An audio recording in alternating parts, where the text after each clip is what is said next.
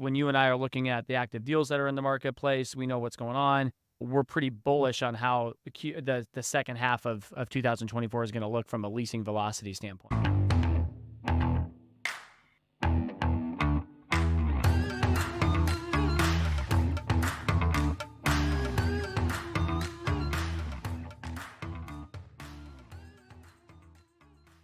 Welcome to our Industrial Advisors podcast. You have Bill Condon and Matt McGregor. We are doing our podcast today on Q2 review in the Puget Sound marketplace. It's been an interesting first half of the year.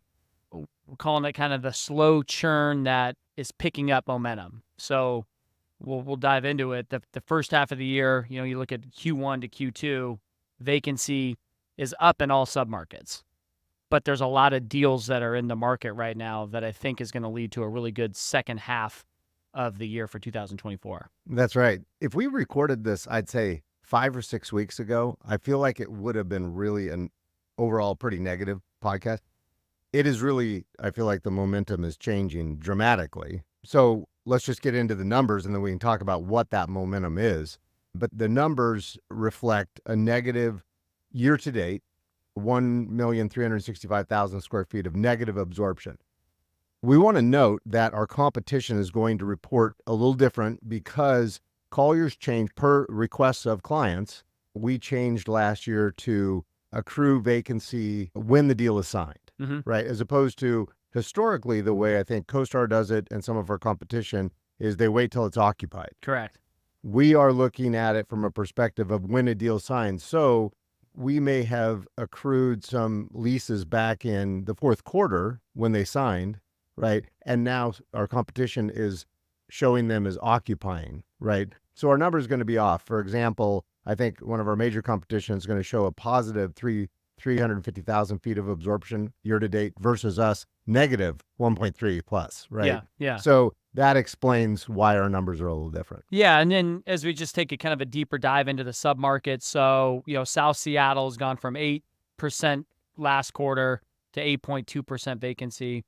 Kent Valley went from 7.5 to 8.1 this quarter. Pierce County 6.6 to 7.8. Thurston 3.8 to 4.5, and then market-wide, not including the north end east side, 7% to 7.7. Yeah, so I think it's slowing, right? It's slowing. The vacancy is still ticking up, but it's ticking up at a slower pace. Yeah, right. And we think that'll change here the second half. Let's talk a little bit about the different size ranges and where kind of some of the outliers are. Yeah, well, if somebody's looking to build something, it's going to be the under 25,000 with dock, right? Because that's the tightest vacancy in the entire market. That's north to south, including Everett, Marysville, is 3.9% is the lowest vacancy in a size range, which is 10,000 to 25,000 feet, and that's dock served spaces. And then the highest vacancy, and this is going to be temporary, right, is the big box, 200 plus, is at 9.6, but that's about to drop because we're going to talk about it. But there's several things signing that are large deals that's going to drop that considerably. And then that'll put the highest vacancy back where it has been, which is 1 to 200,000 feet, which is currently sitting at 9.2%. Yeah, and I would just say in general that is still, that momentum's picking up, but that has been the kind of the softest spot in the marketplace that we've seen. So, but yeah, we do have some deals that are active, 100 plus really, that should help with these numbers. Yeah, we think that the Milton Bridge building is about to sign, along with another building in Everett that will collectively take just under 1.4 million feet with a single tenant taking down a couple of different markets there. But that would be positive absorption on existing buildings. And then we've got another 650-ish thousand feet along with some yard and stuff in Sumner. We don't think that'll absorb this year, but we think it's going to sign. So from a Colliers perspective, if you took just those two deals, and there's a lot of other deals out there, we'd be around 2 million feet of positive absorption the way we record, minus the negative absorption. It would give us about a net positive 700. Yeah, and then when you look at those, we'll jump into capital markets in a minute, but when you look at the smaller segment of the market, that you mentioned it only being 3.9% between 10 and 25,000 square feet. Yeah. That is pretty healthy in the sense that no one's building to that Nobody's size range building anymore. Yeah. Either. So that what you have is what you see is what you get from a competitive standpoint. It's not like there's going to be a bunch of new product added to that smaller bay type product. So that's good for that That'll segment of the continue to market. tighten. It should. Yeah, it should. So capital markets, it really, first half was relatively slow, historically speaking, but it really, the momentum is starting to pick up, right? You compare Q1 to Q2, the momentum is picking up. In the second half of this year, there's going to be a lot more trades. There's more demand. There's a fair amount of product out on the market. We're selling some other, some of our competition selling some, but the investor demand is definitely out there. I will say, it's aggressive on, continues to be on like the bigger product. We're seeing more Class aggression A. on that. Yeah, Class A, newer product. There's definitely more Shorter buyers out term there. Walt. Yeah, but I would say I think that in addition to the Walt, there is a demand for stability now, more so than we've seen in the past. That's growing for sure. Yeah, it definitely is. Yeah. We've seen, so the numbers, we've seen 25 transactions for a total of 510 million so far year to date, which is a huge jump from the last 2 years. But the interesting thing, out of the 25 deals, 14 of them are users. Yeah. So those users, to our point about stability, the users have a gap for the first time really since 2008, when the last market that they outpaced investors. It's because investors just don't have a big appetite for vacancies, in come the users, right? Yeah. Looking for opportunities for the first time in a very long time. So users outpacing investors. Yeah, that's an interesting one. I will also say that I think that, because debt increased to where it is, it brought cap rates up, right? And price per square foot's down a little bit to where That's right. users were comfortable jumping back into the market. So those users that were on the sidelines that were getting priced out by institutional demand waited on the sidelines, found some good opportunities, and are taking advantage of them. Yeah, and a surprising large amount of those 14 deals were cash. So yeah, to your a point, lot of those users, no we did financing. a lot of them. Yeah. Just all cash close and been waiting on the Which sidelines. is unique, because I would say the last user boom, call it 2005 through 2008, it was statistically the last boom for users. There was a ton of financing. I remember all the SBA loans, stuff, all that stuff. Yeah. Yeah, there used to be a lot more SBA loan officers that were like coming through the office. Totally. Yeah. And so now you're seeing a lot of cash guys come through and looking at, say, building values down maybe $50 a foot from the peak and taking advantage of that. And the fact, again, that the hard aggressive money is not on vacancy. Correct. Yeah. So that flight to stability is definitely there. Let's talk about construction, what you're seeing out in the market, what, the second, half of 2024 looks like. By the way, got to mention it, the Sumner Golf Course sold. We sold that. That was a project that we had been working on. I actually went back and looked, I Googled Sumner Golf Course. Yes. In 2012, 2012, and I may be a year off, but I think it was 2012, there was an article that talked about how the city council approved the sale of the Sumner Golf Course to move forward with bringing it to market. So we've been working on that thing for, 10 plus years, maybe 12 years. And 12 to 13, because if that was the article was in 12 and we're in 24, we were probably 8 months before that article came out. So maybe approaching 13 years. So it's longer than we had, actually thought. But we divide that down by hours and what we made on this. Yeah. I don't want to do that math. But that was a great sale, and that'll be a great project for sure. Yeah. So, we're 5.7 million feet under construction, right? Total market north and south. That's a fair amount of product, which is also why the vacancy rate has been ticking up, right?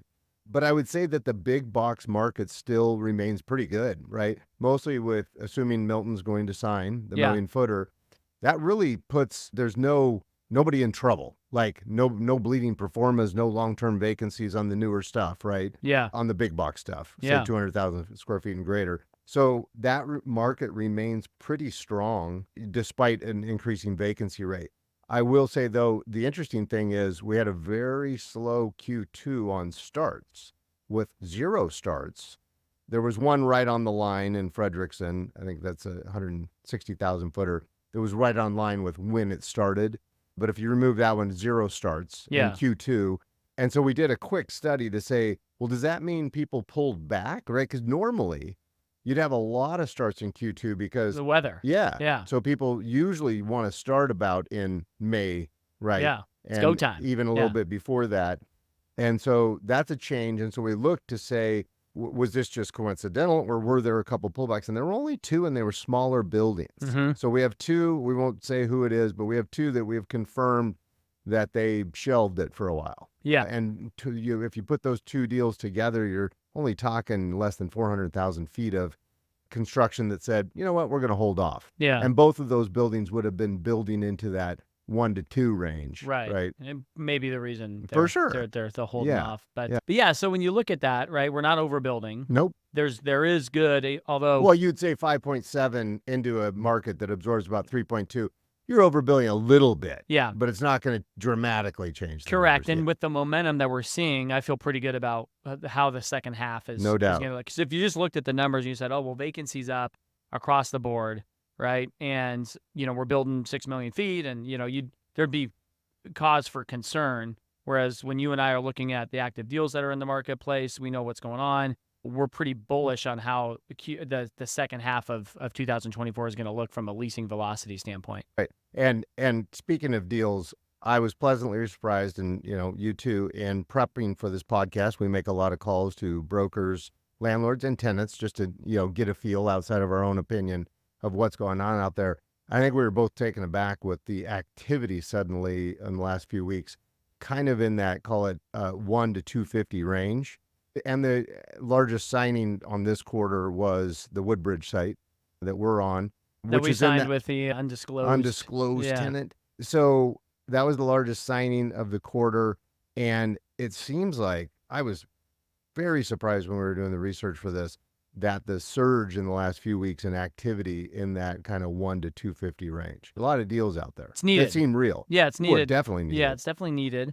Let's talk a little bit about the Seattle market and kind of what we're seeing in South Seattle. So that market, unfortunately, is still kind of the bucket behind the boat, right? There's a lot of reasons. We've talked about it probably on half a dozen podcasts over the last 2 years.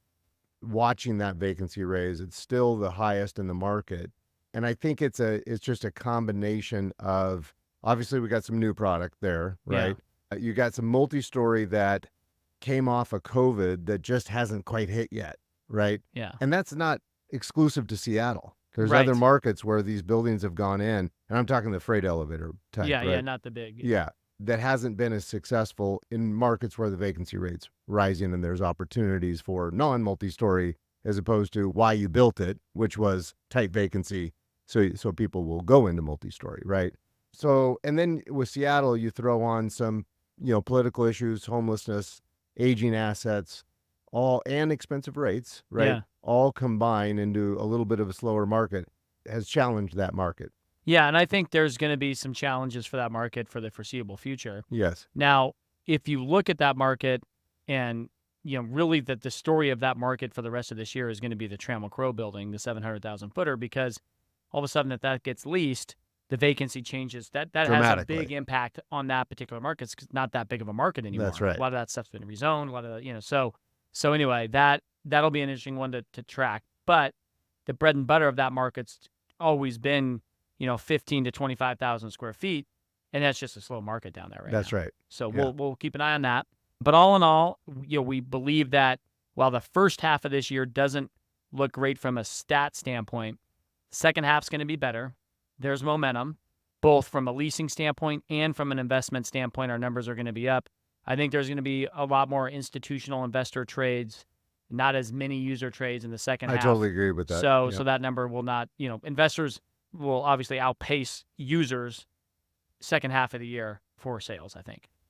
You think by the prediction, by the end of the year, because obviously users are ahead right now, you think that the investors will end up ahead. Certainly they will in dollar volume, but you think they will in transactions? 14 out of the 25 so far have been users. Yeah. I believe that no question there will be more investor sales than user sales by the end of the year. I would agree with that, but I think it's going to be close. Because I do think there's going to be a few more user sales, but investors are going to win the second half. Oh, it's yeah. Well, no, they're going to win the whole thing. Yeah, they'll.